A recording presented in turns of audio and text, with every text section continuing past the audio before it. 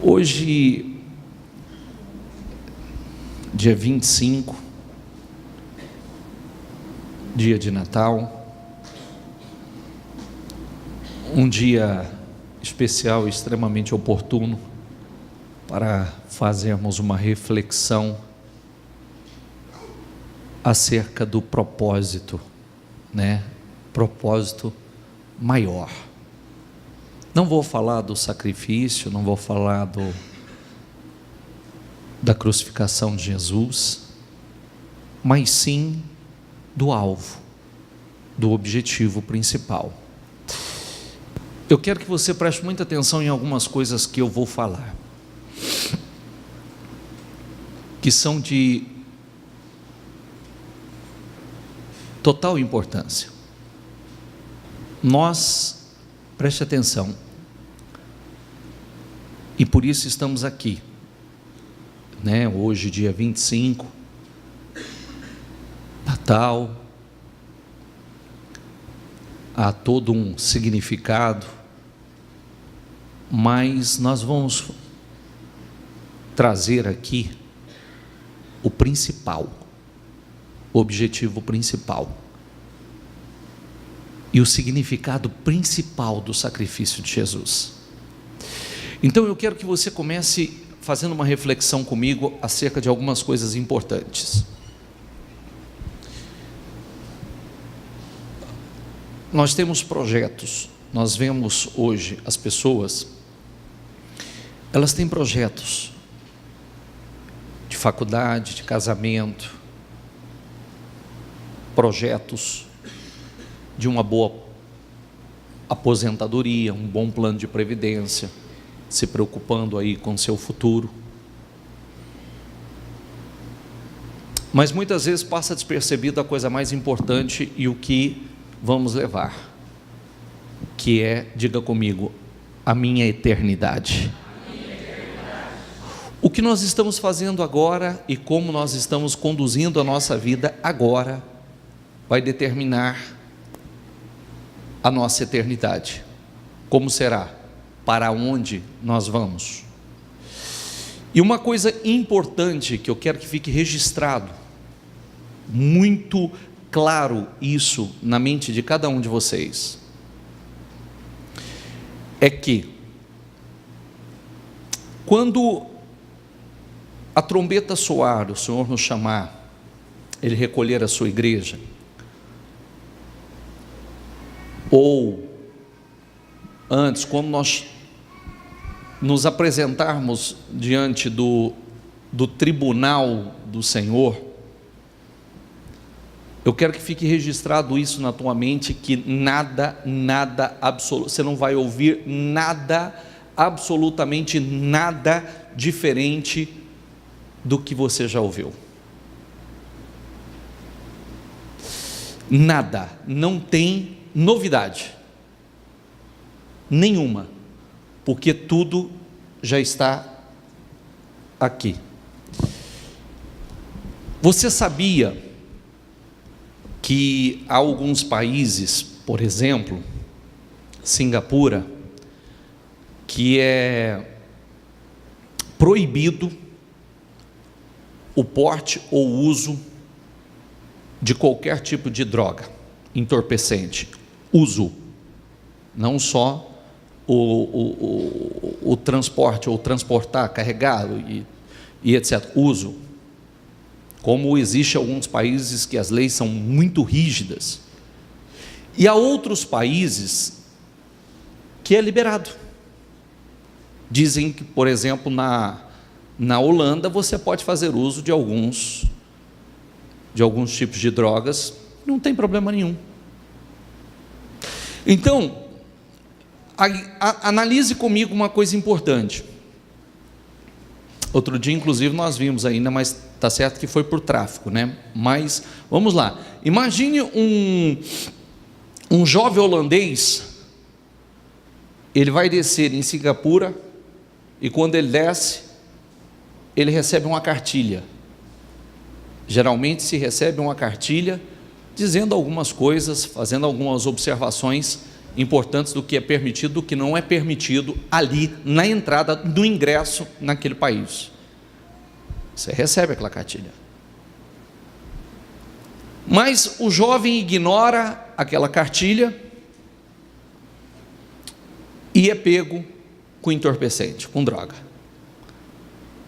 Ele vai ser condenado à morte, sem conversa alguma.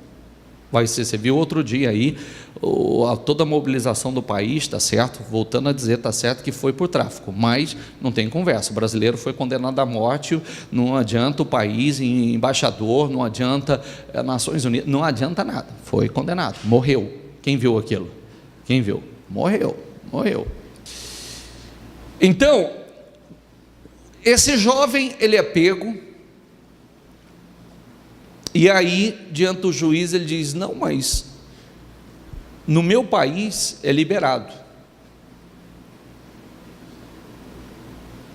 Ele diria: você não está no seu país. Você não está no seu país e não é as leis do seu país que prevalecem aqui. Aqui prevalece as nossas leis, as leis desse país, as leis dessa cidade. Ok? Isso, deixando claro, às vezes a gente tem todo aquele romantismo, toda aquela conversa, né, baseada no, imagina, Deus é amor, papapá. Então vamos lá. Começando essa leitura aqui agora. Apocalipse 21, 1, que diz assim: então vi novos céus e nova terra, pois o primeiro céu e a primeira terra tinha passado, e o mar já não existia. Diga comigo: vi a cidade santa, a nova Jerusalém, que descia dos céus da parte de Deus, preparada como uma noiva adornada para o seu marido. Ouvi uma forte voz que vinha do trono e dizia: agora o tabernáculo de Deus está com os homens, com os quais ele viverá. Eles serão os seus povos, o próprio Deus estará com eles e será o seu Deus. Ele enxugará dos seus olhos toda lágrima, não haverá mais morte, nem tristeza, nem choro, nem dor, pois a antiga ordem já passou. Aquele que estava sentado no trono disse: estou fazendo novas todas as coisas. E acrescentou: escreva isto, pois estas palavras são verdadeiras e dignas de confiança. Disse-me ainda: está feito. Eu sou o alfa e o ômega, o princípio e o fim. A quem tiver sede darei de beber gratuitamente da fonte da água da vida. Diga comigo: o vencedor herdará tudo isto, e eu serei o seu Deus, e ele será meu filho. Diga comigo: mas os covardes, os incrédulos, os depravados, os assassinos, os que cometem imoralidade sexual, diga os que praticam feitiçaria, os idólatras, diga e todos os mentirosos, diga o lugar deles será no lago de fogo que arde com enxofre. Esta é a segunda morte. Um dos 7 anjos que tinha 7 taças cheias das últimas 7 pragas aproximou-se e me disse: venha, e eu lhe mostrarei a noiva, a esposa do Cordeiro. E ele me levou no espírito a um grande e alto monte e mostrou-me, diga comigo, a cidade santa, Jerusalém, que descia dos céus da parte de Deus. ela resplandecia como a glória de Deus, com a glória de Deus, e o seu brilho era como o de uma joia muito preciosa, como de jaspe, clara como cristal. Tinha um grande e alto muro, com 12 portas, e 12 anjos junto às portas. Nas portas estavam escritos os nomes das 12 tribos de Israel. Havia 3 portas ao oriente, 3 ao norte, 3 ao sul e 3 ao ocidente. O muro da cidade tinha 12 fundamentos, e neles estavam os nomes dos 12 apóstolos do Cordeiro. O anjo que falava comigo tinha como medida uma vara feita de ouro, para medir a cidade, suas portas e seus muros. A cidade era quadrangular, de comprimento e de largura iguais. Ele mediu a cidade com a vara, tinha 2.200 quilômetros de comprimento. A largura e a altura eram iguais ao comprimento. Ele mediu o muro e deu 65 metros de espessura, segundo a medida humana que o anjo estava usando. O muro era feito de jaspe e a cidade era de ouro puro, semelhante ao vidro puro. Os fundamentos dos muros da cidade eram ornamentadas com toda sorte de pedras preciosas. O primeiro fundamento era ornamento com jaspe, o segundo com safira, o terceiro com calcedônia, o quarto com esmeralda, o quinto com sardônia, o sexto com sárdio, o sétimo com crisólito, o oitavo com berilo, o nono com topázio, o 10º com crisópraso,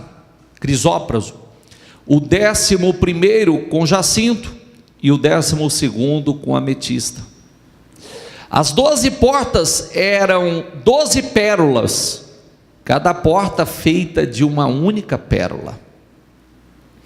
Diga comigo, a rua principal da cidade era de ouro puro, como vidro transparente. Olha que coisa gloriosa. Não vi templo algum na cidade, pois o Senhor Deus Todo-Poderoso e o Cordeiro são o seu templo. A cidade não precisa de sol, nem de lua, para brilharem sobre ela, pois a glória de Deus a ilumina, e o Cordeiro é a sua candeia. As nações andarão em sua luz, e os reis da terra lhe trarão a sua glória. Suas portas jamais se fecharão de dia, pois ali não haverá noite. A glória e a honra das nações lhe serão trazidas.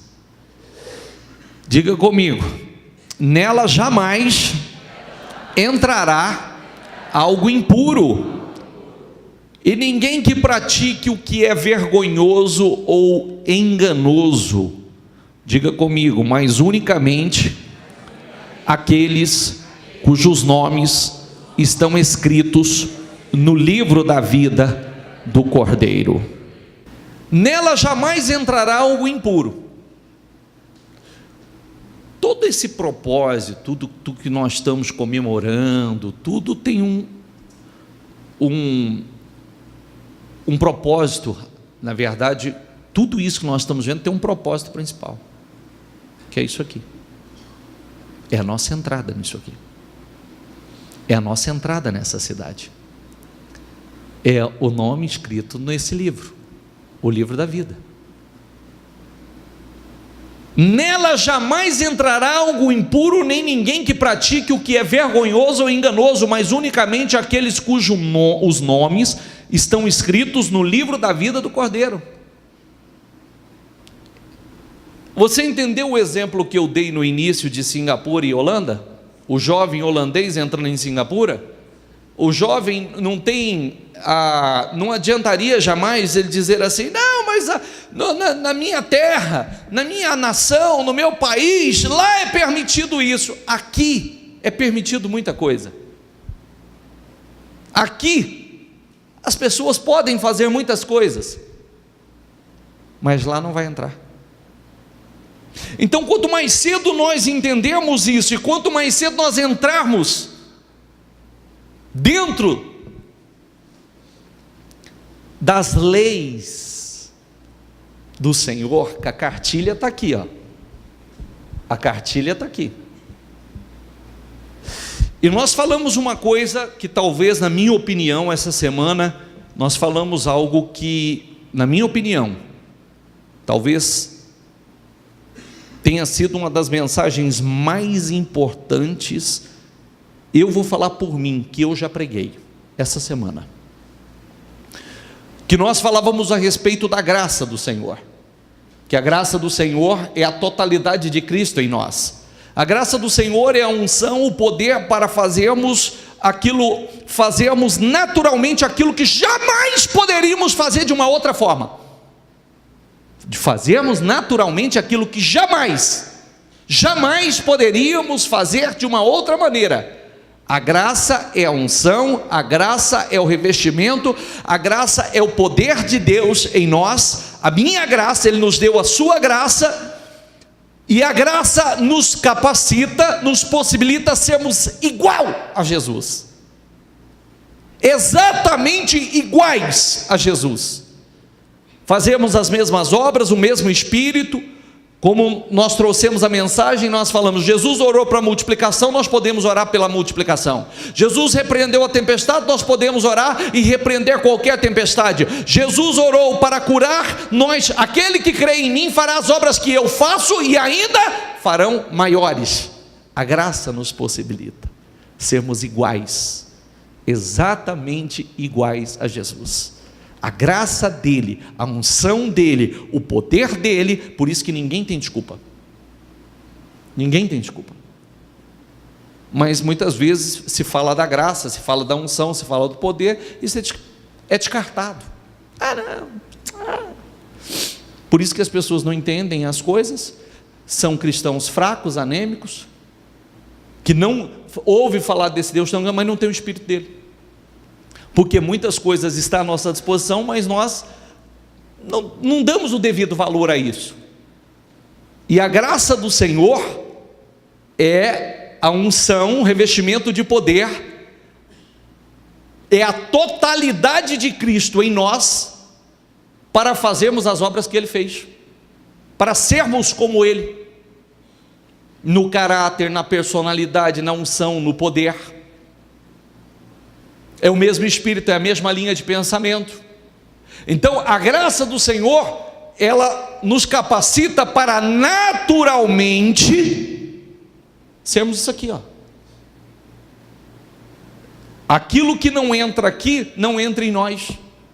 Aquilo que não vai entrar lá, não entra em nós. E nós, com facilidade, de forma natural, nós colocamos em prática o que está escrito aqui. Amém? Então, nela jamais entrará algo impuro, nem ninguém que pratique o que é vergonhoso ou enganoso, mas unicamente aqueles cujo nome estão escritos no livro da vida. Senhor, mas lá na minha terra podia. Aqui não entra, filho. Aqui não entra. Mas lá era permitido. Não, aqui não. Aqui não entra. Aqui tem as leis próprias.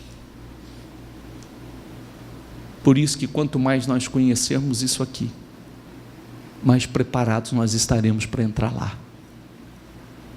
Você viu que de tantas coisas importantes que nós vimos ali, Não é só algo impuro, enganoso, algo vergonhoso, não é só. Você viu que lá não entra também a dor.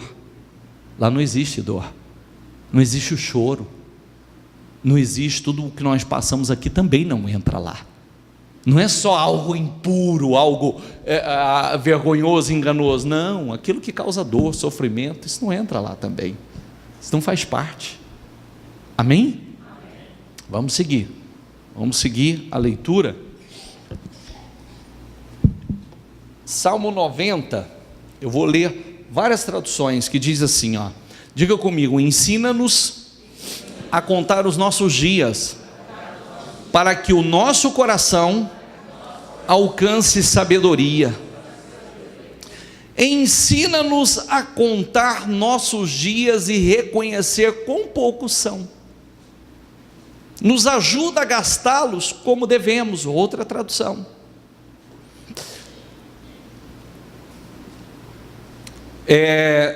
Aliás, volta essa tradução. Diga comigo: ensina-nos a contar os nossos dias e reconhecer quão poucos são. Esse final de semana eu pensava sobre isso, sabia? Esse final de semana eu pensava sobre isso, porque eu sei que você vai se assustar, mas eu fiz 43 anos. Faz assim, não acredito, achei que o senhor tinha muito menos. Eu pensava sobre isso, porque o tempo vai passando.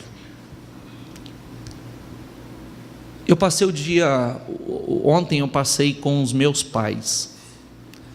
Meu pai está com 72 anos, minha mãe já aí na casa dos 70, vai completar agora no começo do ano. O tempo passa rápido, muito rápido. A Bíblia diz que os nossos dias aqui é como vapor, aparece e desvanece. Isso aqui é de suma importância. Ensina-nos a contar os nossos dias e reconhecer quão poucos são. Diga comigo: nos ajuda a gastá-los como devemos. Porque nós temos projetos, nós temos, os nossos sonhos se renovam, mas é como nós pregamos um outro dia, recentemente. Todos os nossos sonhos hoje serão sucatas amanhã. Você vai no ferro velho, só tem o que foi o sonho de alguém. Você vai no lixão, só tem lá o que foi o sonho de alguém. Você já parou para pensar nisso ou não? O que está lá no ferro velho eram os sonhos, foi o sonho de nossos pais, nossos avós, os seus.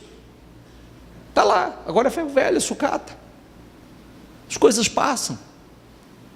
Então, nós temos sonhos, nós temos projetos, nós estamos na terra, mas qual deve ser o alvo principal? Diga comigo: a minha eternidade. Porque muitas pessoas, elas vivem a vida somente como se essa fosse a única vida que ela fosse viver. E esse é o grande problema. Aliás, essa aqui, tudo que fazemos é ilusão, porque a realidade está para vir.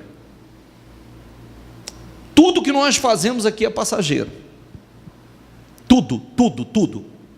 Nós temos sonhos, é necessário que a gente esteja sempre, continuamente no exercício da fé, buscando a Deus, buscando a materialização, porque os nossos sonhos se renovam, mas foco principal, eternidade, porque o tempo está passando, e nós sabemos que, você vê que a nossa vida aqui ela é muito curta, é muito breve. Quando eu pensava que eu estou no 43, já é praticamente quase o meio, já é quase a metade da minha existência, como alguns já passaram. A gente comemorando muito 100 anos, 100 e pouquinho, um pouco menos, um pouco mais, mas é a casa dos 100, comemorando. comemorando. Mas existe uma eternidade, e nós não podemos perder isso, do alvo, o foco. Nós não podemos, porque esse é o grande problema, porque isso é real, isso vai acontecer, estamos cada dia mais próximos. Então, ensina-nos a contar os nossos dias e reconhecer quão poucos são poucos, muito poucos. Diga comigo em voz alta, por favor. Nos ajuda a gastá-los como devemos. Isso deve fazer parte da nossa oração, hein? Pode passar. Esteja sobre nós a bondade do nosso Deus soberano. Consolida para nós a obra de nossas mãos. Diga comigo, consolida para nós a obra de nossas mãos. Que o Senhor nosso Deus, que o Senhor nosso Deus nos favoreça e nos dê sucesso. Outra tradução. Diga comigo, que Ele conceda permanência a tudo o que fazemos, porque se Ele não fizer isso, vem e vai, e nada permanece, nada vai se consolidar, absolutamente nada. Passa. Antes de nascerem os montes e de criares a terra e o mundo, de eternidade a eternidade, Tu és Deus. Tu és o Deus eterno, sem princípio nem fim. Tu já existias muito antes de fazer o mundo surgir e dos montes serem formados. Isso deve estar dentro de nós, viu? Diga comigo, quem obtém sabedoria, diga comigo, ama-se a si mesmo. Quem acalenta entendimento prospera. Espera, nós temos falado muito sobre isso. Qual é o conselho da sabedoria, gente? Qual é o conselho da sabedoria? Busque a sabedoria. Qual é o princípio da sabedoria, gente? Tema o Senhor, esse é o princípio da sabedoria. Conselho da sabedoria, busque a sabedoria. Conselho da sabedoria, use tudo que você tem, todos os teus recursos, use o teu tempo para buscar a sabedoria. E aonde nós recebemos a sabedoria? Em Deus, na palavra. Use, invista tempo, invista recurso, invista dinheiro, invista tudo que você tem para adquirir a sabedoria, porque ela o protegerá, ela o manterá em segurança. E isso tudo nós falamos no decorrer dessa semana. Quem obtém sabedoria ama a si mesmo. Quem acalenta entendimento prospera. Passa. O temor do Senhor, diga comigo, é o princípio da sabedoria. E o conhecimento do santo, diga comigo, é entendimento. Diga comigo, conheçamos e prossigamos em conhecer a Deus. Porque você não conhece a Deus numa medida. Quando você acha que você conheceu a Deus, conheçamos e prossigamos em conhecer a Deus. Nós devemos nos aproximar, ou aprofundar, melhor dizendo, nesse conhecimento. Passa. Pois por meu intermédio os seus dias serão multiplicados e o tempo da sua vida, diga comigo, se prolongará. Por intermédio de quem? É da sabedoria, porque a falta de sabedoria abrevia os anos. A falta de sabedoria abrevia os anos e o tempo de vida dessa pessoa vai ser abreviado. Passa. Se você for sábio, o benefício será seu. Diga comigo, se for zombador, sofrerá as consequências. Sabe quem é o zombador? O que ignora.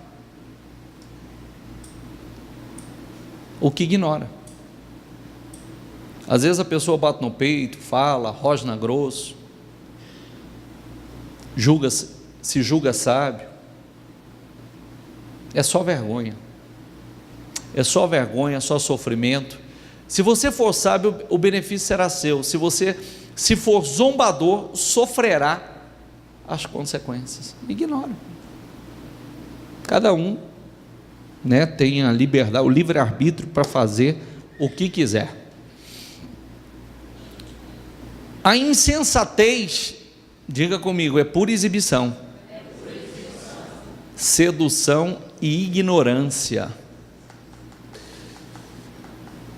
Sentada à porta de sua casa, no ponto mais alto da cidade, clama aos que passam por ali seguindo o seu caminho. Venham todos os inexperientes, aos que não têm bom senso, ela diz. Aos que não têm bom senso, a insensatez diz: água roubada é doce, e o pão que se come escondido é saboroso. Será? Será? Fazer o que é errado, será que é bom? Será que é prazeroso? É igual nós falamos do amor agora esses dias, né? A adrenalina baixou, acabou. Mas eles nem imaginam que ali estão os espíritos dos mortos, que os seus convidados estão nas profundezas da sepultura, para todos aqueles que agem assim. O Senhor cuida da vida dos íntegros, e a herança deles permanecerá para sempre. Eclesiastes 3:11, ele fez tudo apropriado ao seu tempo, também pôs no coração do homem um anseio, diga comigo, pela a eternidade. Por isso que está escrito, ele fez tudo apropriado ao seu tempo, também pôs no coração do homem o anseio pela eternidade. Quando nós falamos o anseio pela eternidade, porque nós já temos isso, nós aprendemos isso, né? Que nós estamos aqui, estamos de passagem. Essa não é a nossa pátria, esta não é a nossa cidade é aquela que nós acabamos de ler. Rio Preto não é a minha cidade, eu estou aqui temporariamente. Rio Preto não é a tua cidade, você está aqui temporariamente, porque a nossa cidade é aquela que nós lemos. Então, ele fez tudo apropriado ao seu tempo, também pôs no coração do homem o anseio pela eternidade. Mesmo assim, ele não consegue compreender inteiramente o que Deus fez. Como Deus é grande, ultrapassa o nosso entendimento. Não há como calcular os anos da sua existência. Você vê que a mente natural, principalmente o homem, na mentalidade natural, ele não consegue entender as coisas de Deus, as coisas espirituais. Por isso que nós precisamos estar envolvidos com Deus, por isso nós precisamos receber o Espírito de Deus, e nós precisamos mais do que nunca, diga comigo, da graça. O que é a graça do Senhor? Diga comigo, a graça é a totalidade de Cristo em mim. Diga, a graça é o poder que me capacita para fazer naturalmente o que de outra forma jamais conseguiria. É a graça. Por isso que não pode só peraí, eu quero isso na minha vida. Eu quero essa graça, eu quero essa unção, eu quero o Espírito, porque eu quero entender, eu quero o poder de Deus em mim. A graça e o Espírito. Nós citávamos um exemplo interessante, olha para mim, por favor. Nós citávamos um exemplo interessante. Se chamasse um jovem aí que pratica numa escolinha de futebol qualquer, em qualquer bairro aí, qualquer canto da cidade, dissesse assim: se você tivesse a oportunidade de receber todas as habilidades, tudo que há de melhor no Neymar, Se houvesse essa possibilidade, você gostaria? O que será que ele diria? Já, agora, correndo, urgente, aonde? O que eu tenho que fazer? Agora, para pensar, nós temos a oportunidade de receber toda o que é de melhor, a totalidade de Cristo, para sermos como Cristo, através da sua graça, através do seu Espírito. Ninguém pode receber o Espírito de outro homem, mas nós podemos. O homem de Deus, o cristão, o verdadeiro cristão, recebe o Espírito de Cristo, para ser como Ele, a totalidade de Cristo, as mesmas habilidades, a mesma unção, o mesmo poder. Isso é muito forte, só que muitas vezes é ignorado, não é buscado, não há esse anseio, essa necessidade. Eu quero isso, eu quero essa graça, eu quero essa unção. Por isso que somos homens naturais. Pode passar. Diz o tolo em seu coração: Deus não existe. Corromperam-se e cometeram atos detestáveis. Não há ninguém que faça o bem. Ao tolo que diz isso. Se alguém ouve as minhas palavras e não lhes obedece, quero que você grave isso aqui. Diga comigo: se alguém ouve as minhas palavras e não lhes obedece, eu não o julgo, pois não vim para julgar o mundo, mas para salvá-lo. Ah, que alívio! Não tem alívio não.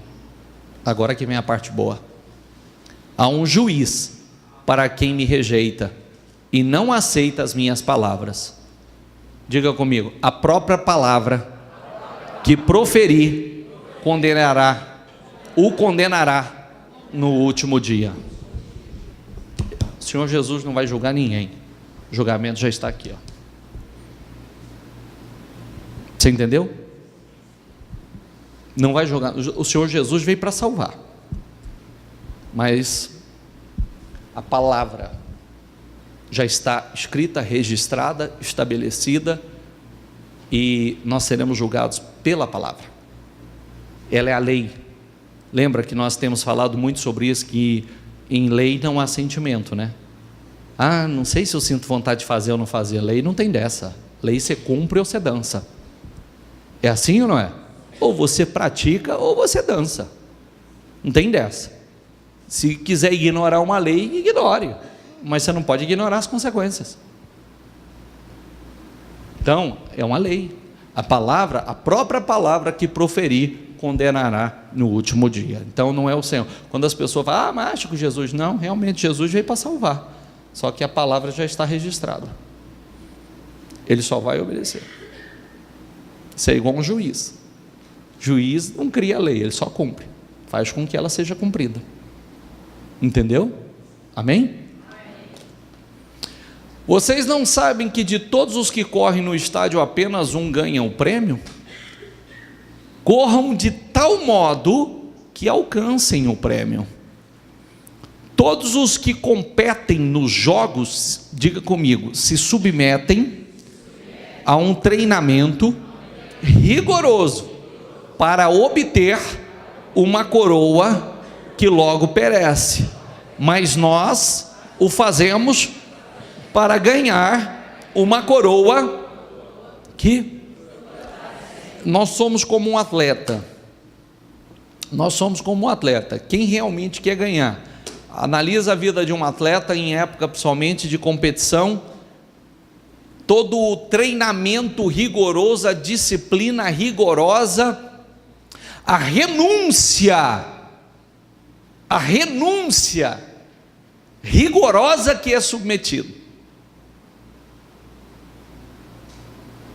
Nós somos como um atleta, mas eles, para ganhar uma coroa que não permanece, uma coroa temporária, há uma glória simplesmente temporária, mas todos que competem nos jogos se submetem a um treinamento rigoroso para obter uma coroa que logo perece, mas nós o fazemos para ganhar uma coroa que dura para sempre.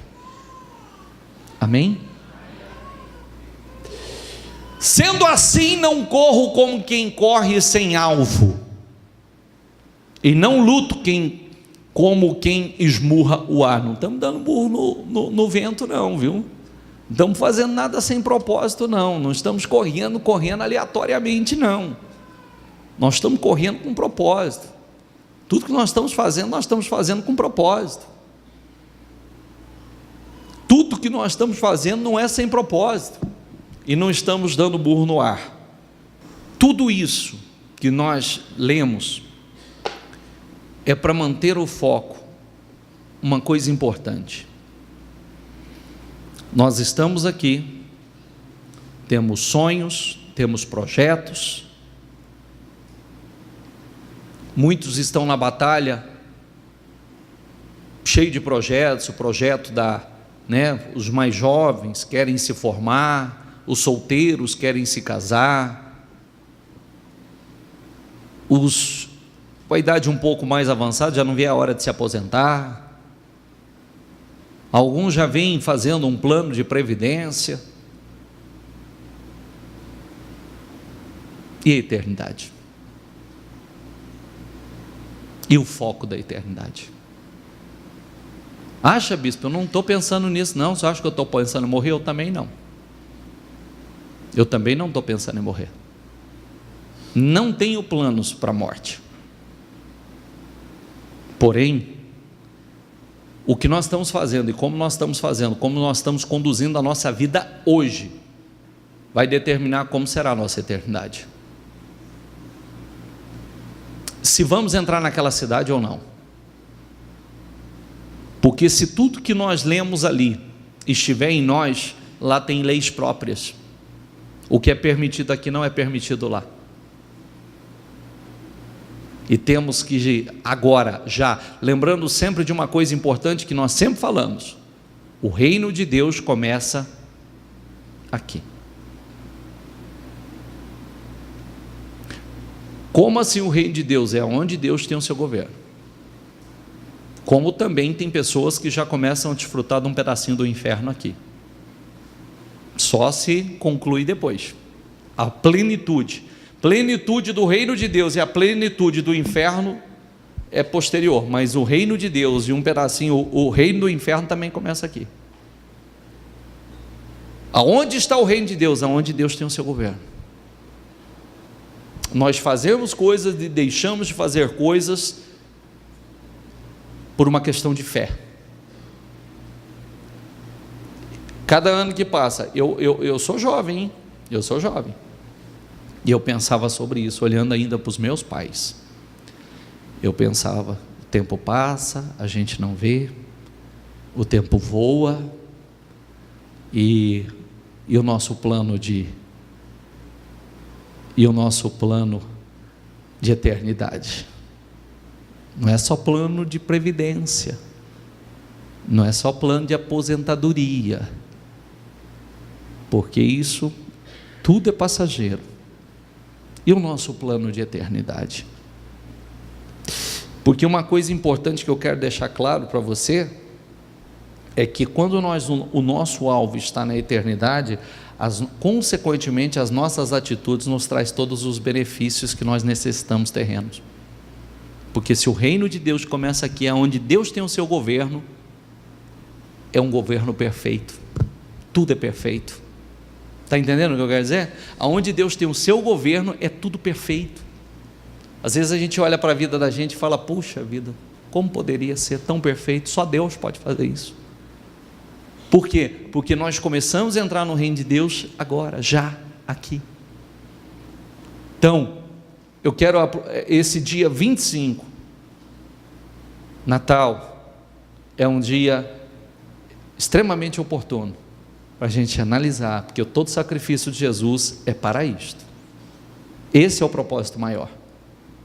É para que você entre naquela cidade, é para que você entre na eternidade, na glória, na Nova Jerusalém, a cidade em que não tem leis próprias, em que aquilo que é permitido aqui não entra lá, como aquilo que é permitido na Holanda não entra em Singapura. E amanhã chegar diante do juiz: senhor, mas lá na minha terra, não, mas aqui tem leis próprias, filho. Aqui você vai ser julgado de acordo com essas leis. Está à nossa disposição hoje. Amém? Quem entendeu? Fique em pé, por favor.